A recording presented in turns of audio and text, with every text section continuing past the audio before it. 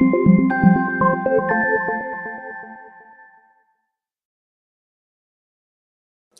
Jewish Mom. So I want to speak this week about Rebbetzin Jungreis, who passed away last week. She was a Rebbetzin who I heard speak on several occasions, and I think I read all of her books. She's a person who, even though I never spoke with her personally, I considered really a Rebbetzin, someone who really impacted me personally, just through, I think, like her ability to, speak from the heart. She so spoke from her heart, and really just so much of what she said because of that just so entered my heart. She also had so much common sense. Like, she just said things that made sense about marriage and life and life's challenges. And I think that was why she was so incredibly successful. But I think that there's more to that, and I want to talk about what I think was kind of the secret of Rebbetzin Jungreis. So I want to just talk about, I want to just tell you, by way of introduction, I want to tell you something really weird that I came across this past week. My father-in-law gave us this cookbook called called Jerusalem by Yotam Ottolenghi and Sami Tamimi, who are co-owners of a restaurant in London.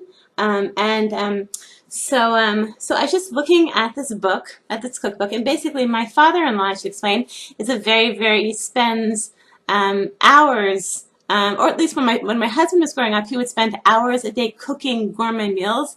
Now he's married again, married to a second wife, and now she does a lot of the cooking. But he's a person who really takes, like, really cooking is very important to him, and gourmet cooking. So he got us this cookbook, and so I'm looking at it. It's a really nice cookbook. Really, it looks like a lot of yummy stuff here. We made our first recipe from it this past Shabbat. It was very yummy. Keep in mind, it's not all kosher. You have to be careful that you're not mixing milk and meat. So be a little bit careful. But it does look like a good cookbook. The reason I'm talking about it is because I opened it up, I was going through it, and I saw a picture of my friend Sarah. I don't know if you can see this, but do you see a woman there? This was my old friend from Nachlaot, and she's hanging up laundry. Do you see there? She's hanging up laundry in Nachlaot and talking on the phone in the middle of this best-selling cookbook put out by Random House. And of course, she had no idea. And I think it's a good chance to this day she has no idea that the picture of her hanging up laundry and talking on the phone one morning is featured in this very popular cookbook, which is being read by tens of thousands, of possibly hundreds of thousands of people around the world. So it really, like, made an impression on me, because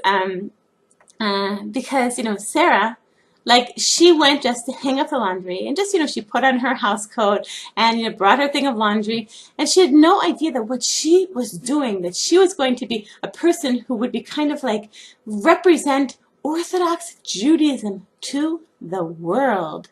Like, she would be like the paradigm of the Orthodox Jewish mother, presented through Random House, through this exclusive cookbook to the world, And and I just want to say, the reason I'm not calling Sarah right now is because I think there's a good chance she'd be very embarrassed to find out. I don't think that she'd be so thrilled to find out that her picture was printed in, hundreds of thousands of copies or tens of thousands of copies and spread out and throughout the world. But so the reason I'm talking about this is because I think that this is us. I think this is us. We are mothers waking up in the morning, and we're like, well, who am I? Who am I?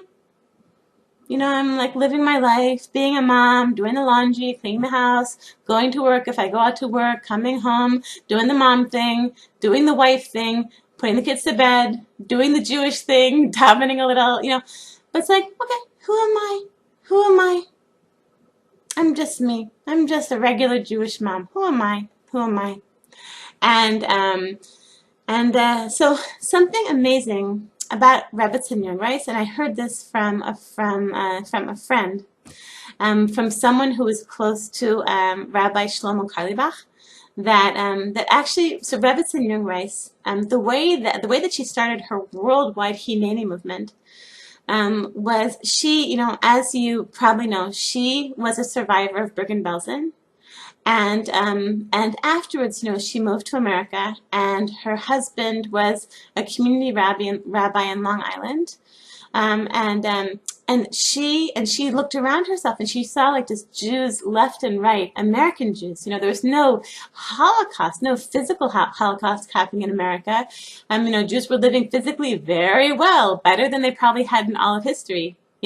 But a spiritual Holocaust was taking place. She saw Jews left and right, just like, hundreds of thousands of Jews, possibly millions of Jews, just leaving it all behind, leaving behind Judaism, leaving behind Hashem, leaving behind the Torah, leaving behind Shabbat, leaving behind Kashrut, leaving behind living behind every vestment of Jewish life. She said, this is a spiritual Holocaust. I can't just stop by and watch a spiritual Holocaust happen. So she, with the support of Rabbi Shlomo Carlebach, and I read somewhere else also, the Satmar Rebbe, she, after consulting with these, two rabbis, she decided, what was she going to do? She was going to rent out Madison Square Garden. Unbelievable. And she decided, and who was she? She was the wife of a congregational rabbi. She'd done a little bit of teaching here and there, but she wasn't some great famous person who's taking out Madison Square Garden. But she was just so on fire for this cause to stop. She said, I have to do this. No one else is doing it. I have to stop. I have to do what I can to stop the spiritual Holocaust taking place in the United States. I have to do what I can. And she took out, and it was the amazing thing was, it was standing room only. Like, there was no room left. Somehow this one little woman, this one Jewish mom from Long Island, decided that she was going to do what she could to save the Jewish people. And for the rest of her life, she kept on doing that. She kept on, going around the world and talking with audiences. And she even once, like, she gave the blessing at the, the Republican convention. She was, and it wasn't only the Madison Square Garden. She spoke in other gigantic, venues to people. It was like, and it was always standing room only. And it was something incredible, because she was like this Jewish mom from Long Island who just said, well, who am I and who am I? And Rabbi Shlomo Carlebach said you can do it. And she was so insecure. And Rabbi Shlomo Carlebach said, you can do it. You have to do it. You can do it. You have to do it. You have to do it. And you can do it. She's like, but who am I? He said, you can do it. Do it. Where there's no man, you got to be the man. Where there's no man, you got to be the woman. You got to stand up and you got to do it. And she did. I heard something very powerful this past Tisha B'Av. A certain Rosh Yeshiva, former Rosh Yeshiva of Lakewood, said that, so he asked what caused the Chorban, what caused the destruction of the temple, and he said it was modesty. It was people, everyone saying, well, who am I? And who am I? I'm just a Jewish mom. I'm just a simple Jew. What am I going to do? What am I going to do? Like, how am I going to change the world? What am I going to do? So in conclusion, I talked about my friend Sarah, who didn't find herself, I'm not sure that she knows, in this best-selling cookbook, a picture of herself hanging up laundry.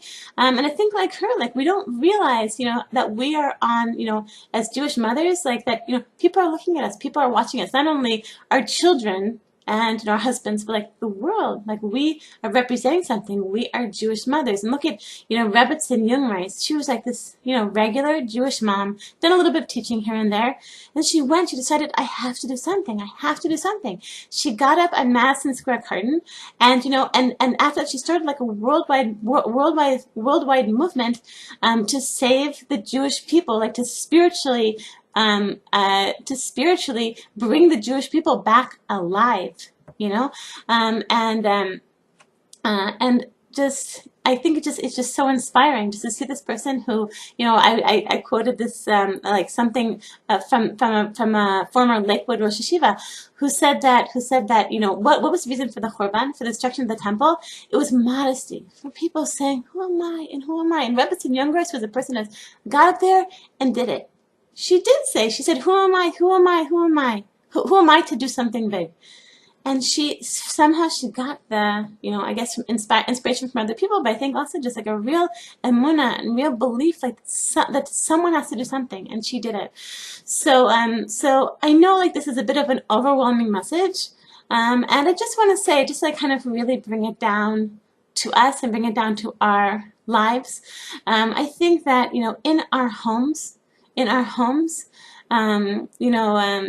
we are so important. Like our children are looking to us. Our children need us.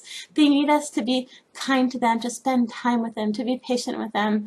And just a little bit, I just want to like just in memory of Rebbetzin Jungreis to do something this week to help the Jewish people, to help our families, to be 1% nicer to your child, spend a little bit, 1% more time with a certain child who needs a little bit more time with Ima.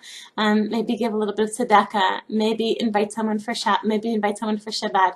Maybe give someone a smile who looks like they need one. Do something 1%, just a little bit. Make the world a better place. Make your home a better place. Make your community a better place. Make the Jewish people to help to fix up the Jewish people, and to remember, remember that Sarah, my friend Sarah in the cookbook. Remember her. Remember that she thought no one was looking, and everyone's looking. In the end, everyone is looking. So I want to bless all of you Jewish moms with an amazing, amazing week.